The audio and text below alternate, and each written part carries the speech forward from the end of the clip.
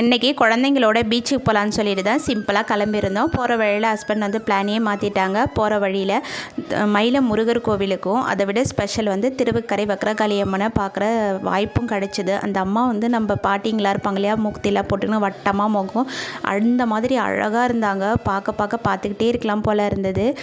சக்தி வாய்ந்த அம்மனுன்னு சொல்லியிருந்தாங்க. நம்ம வேண்டுதல் எதுவாக இருந்தாலுமே சரி சூப்பராக வந்து நிறைவேற்றி கொடுத்துடுவாங்க. ஏதாவது தோஷம் இருந்தாலும் சரி பண்ணிவிடுவாங்க அப்படின்னு சொல்லியிருந்தாங்க. ஒரு கூட்டம் இல்லாதனால ஒரு 5 நிமிஷம் நின்று பார்க்குற வாய்ப்பும் கிடச்சிது. இந்த மாதிரி உங்களுக்கு வாய்ப்பு கிடச்சினா கண்டிப்பாக ஒரு தடவை போய் பாருங்கள். அதுக்கப்புறம் வந்து குழந்தைங்களோட பாண்டிச்சேரி பீச்சுக்கு தான் போயிருந்தோம். இதில் என்ன ஸ்பெஷல்னால், நாங்கள் முருகர் கோயிலுக்கு போகும்போது மனுஷங்களாம் வரிசையாக வந்து உட்காந்துருந்தாங்களா. அதில் ஒரு வயசான குரங்கு பெருசு நம்ம மனுஷங்க எப்படி உட்காந்துட்டு இருக்காங்களோ அதே மாதிரி உட்காந்துட்டு கன்னத்தில் கை வச்சுட்டு உட்காந்துருந்தா அதை பார்க்கவே ரொம்ப அழகாக இருந்தது.